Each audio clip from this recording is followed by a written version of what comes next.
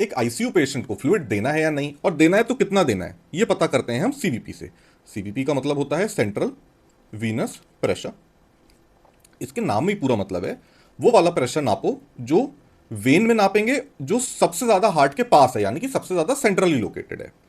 तो सीवीपी हम नापते हैं सुपीरियर वीना कावा में। ये हार्ट का डायग्राम दोबारा बना लेते हैं, और ये हमने बना लिया सुपीरियर वीना कावा। ये अब ये जो सुपीरियर वीना कावा है, एक इंफीरियर भी वीना कावा होती है। इस पर्टिकुलर वीडियो के लिए हम लोग सुपीरियर वीना कावा को लेकर बात करेंगे। इसके अगर आप अंदर एक कैथेटर डाल दें और कैथेटर का बल्ब राइट एट्रियम, यानी कि ये राइट एट्रियम और ये सुपीरियर वीना कावा, इन दोनों के जंक्शन पे छोड़ दें, तो सुपीरियर वीना कावा और इसके जंक्शन पे जो प्रेशर नपेगा, जो प्रेशर आएगा, उसको हम बोलते हैं सेंट्रल वीनस प्रेशर, जो कि यहां पे नापा जाता है मेजर्ड हेयर। और ये जो आपने कैथेटर डाल दिया, इसको बोलते हैं सेंट्रल वीनस कैथेटर या फिर सेंट्रल लाइन। अब ये सेंट्रल लाइन और सेंट्रल वीनस कैथेटर को अगर हम और अंदर पुश कर दें, मतलब अगर इस सेंट्रल वीनस कैथेटर को मैं पहले एक पल्मोनरी आर्टरी बना देता हूं। ये पल्मोनरी ट्रंक निकला जो दो पार्ट में डिवाइड कर गया।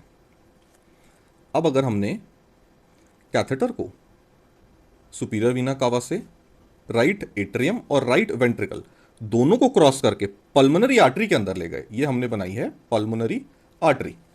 पल्मोनरी आर्टरी के अंदर ले गए तो पल्मोनरी आर्टरी प्रेशर नाप देंगे। और अगर हमने इसी कैथेटर को यूज करके इस पर्टिकुलर पोर्शन पे प्रेशर नापा, तो भी वो सेंट्रल वीनस प्रेशर ही कहलाया जाएगा।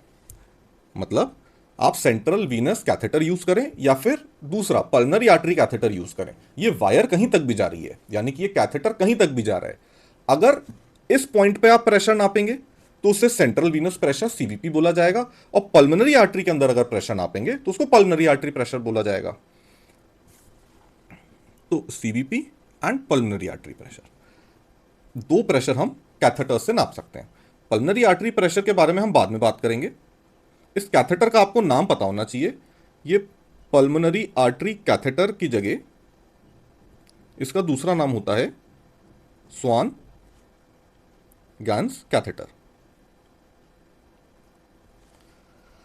अब पल्मोनरी आर्टरी प्रेशर का जो नॉर्मल रीडिंग होता है वो होती है सिस्टोलिक में अलग और डायस्टोलिक में अलग। सिस्टोलिक मतलब हार्ट का कॉन्ट्रैक्शन और डायस्टोलिक मतलब हार्ट का रिलैक्सेशन। तो जब हार्ट कॉन्ट्रैक्ट करता है, मतलब सिस्टली में होता है, तो ये 15 to 30 होती है, और डायस्टली में ये 12 to 14 होती है mm of mercury, mm of Hg। तो ये तो हो गया पल्मोनरी आर्टरी प्रेशर। अब हम वापस आ जाते हैं अपने सेंट्रल वीनस प्रेशर पे। उसके पहले आप ये समझ लीजिए कि ये कैथेटर डाला कैसे जाता है। मान लीजिए ये हमने हार्ट बना लिया, पिंक कलर का हार्ट, और इसके ऊपर यहां पे सुपीरियर वीना कावा है।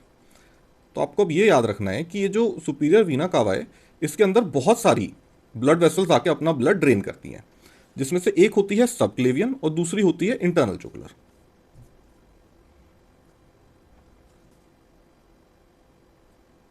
ये दोनों राइट साइड की हैं। हम राइट साइड ऑफ हार्ट से अप्रोच करते हैं राइट एट्रियम को। अब आपने इन दोनों में से किसी भी एक वेन को यूज करके अगर इसके अंदर कैथेटर डाला, मतलब यहां से अगर आप इंटरनल जुगुलर वेन में गए, गर्दन के थ्रू इंटरनल जुगुलर वेन में गए, और यहां पे आपने अपना ट्रांसड्यूसर लगा दिया राइट एट्रियम, और ये सुपीरियर वीना कावा है और ये राइट एट्रियम बनाया है यहां पे। अगर यहां पे आपने अपना ट्रांसड्यूसर लगा दिया और आपकी अप्रोच रही है इंटरनल जुगुलर वेन से, तब भी आप सेम चीज कर सकते हैं। और यहां पे आप अगर सब क्लेवियन वेन के थ्रू आए तो भी आप यहां तक अपना ट्रांसड्यूसर ला सकते हैं।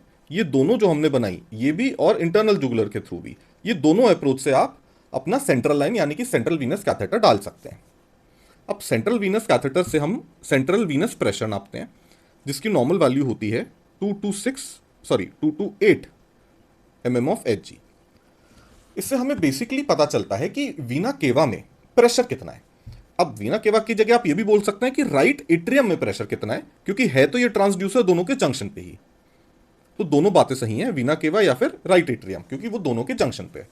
अच्छा, अब सीवीपी नॉर्मल जो 2 to 8 होता है, अगर ये कम हो जाए, मतलब लेस देन 2 हो जाए, तो इसको हम बोलते हैं कि ये सीवीपी लो हो गया। और लो सीवीपी का मतलब होता है हाइपोवॉल्यूमिया।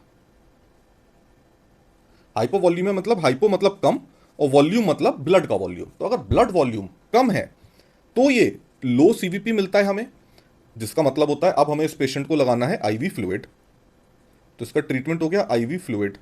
अगर आईवी फ्लूइड चल रहा है तो हम उसका और ज़्यादा उस आईवी फ्लूइड को बढ़ा देंगे। अगर 50 ml/h पे तो 100, 150, 200 कर देंगे। और अगर ये 8 से ज़्यादा मिलता है तो इसका मतलब होता है ये हाई हो गया सीवीपी। तो सीवीपी हाई तब होता है जब हाइपर वॉल्यूमिया हो। हाइपर वॉल्यूमिया मतलब ब्लड का वॉल्यूम हाइपर हो गया, बढ़ गया, ज़्यादा वॉल्यूम हो गया। तो इसका सॉल्यूशन होता है स्टॉप आईवी फ्लूइड। अगर ये बहुत ज़्यादा बढ़ा हुआ मिलता है और हमें लगता है कि पेशेंट में तो एक्चुअली फ्लूइड का ओवरलोड हो गया, तो हम पेशेंट को डायरेटिक देते हैं, जिसके हेल्प से हम पेशेंट के यूरिन के रास्ते वॉल्यूम कम कर देते हैं, यूरिन के रास्ते ज़्यादा फ्लूइड निकाल लेते हैं। तो ये हो गया सीवीपी के नॉर्मल वैल्यू और कम और ज़्यादा का मतलब। अब सीवीपी पढ़ते वक्त आपको ये भी पता होना चाहिए, सीवीपी यूज़ करते वक्त, कि कभी भी ये सीवीपी नापना है तो ये कौन से पर्टिकुलर पोजीशन में नापना है।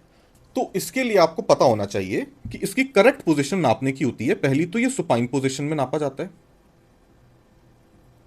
ये जो प्रेशर है, सीवीपी का प्रेशर है, ये पेशेंट को प्रॉप अप करके बिठा के नहीं नाप सकते।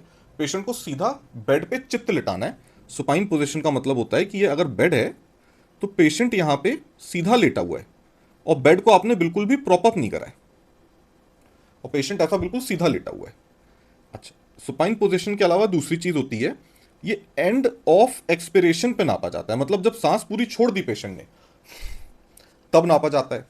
और तीसरी चीज होती है इस ट्रांसड्यूसर का जो, मतलब ये जो हमने ट्रांसड्यूसर बनाया है इसका पोजीशन। तो ये पोजीशन होता है, अगर हम ऊपर से, ये तो अंदर हमने बता दिया पोजीशन की है वीना केवा और सुपीरियर वीना केवा और राइट एट्रियम के जंक्शन पे है। अगर ऊपर से ये हमें पोजीशन बताने की ये कहां पे है, तो वो होती है fourth intercostal space at mid axillary line. अब आप ये समझ लीजिए, ये फोर्थ इंटरकॉस्टल स्पेस और मिड एक्सिलरी लाइन, इसका क्या मतलब है।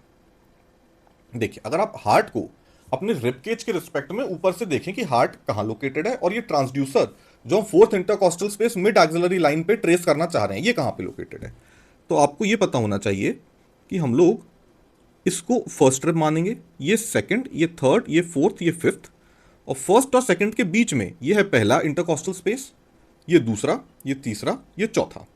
तो अब इस सबको हटा देते हैं। ये जो चौथा इंटरकॉस्टल स्पेस है, इसको अगर आप आगे से पीछे यहां मिड एक्सिलरी लाइन तक ट्रेस करेंगे, यानी कि अगर आप यहां तक इसको ट्रेस कर लेंगे, तो चौथे इंटरकॉस्टल स्पेस में वो मिड एक्सिलरी लाइन पे जो चौथा इंटरकॉस्टल स्पेस है उसके जस्ट अंदर आपको ये ट्रांसड्यूसर बैठा हुआ मिलेगा। यानी कि ये जो हमने लाइन डाली है और इसका जो ये प्रेशर नापने का ट्रांसड्यूसर छोड़ा है, वो इस पर्टिकुलर तरीके से आप ट्रेस कर सकते हैं कि यहां से अगर हम सीधा अंदर जाएं तो ये ट्रांसड्यूसर मिलेगा, और इसी लेवल पे ट्रांसड्यूसर को रख के हमें सीवीपी का प्रेशर नापना होता है। और इस पर्टिकुलर एक्सिस को बोला जाता है फ्लेबोस्टैटिक एक्सिस।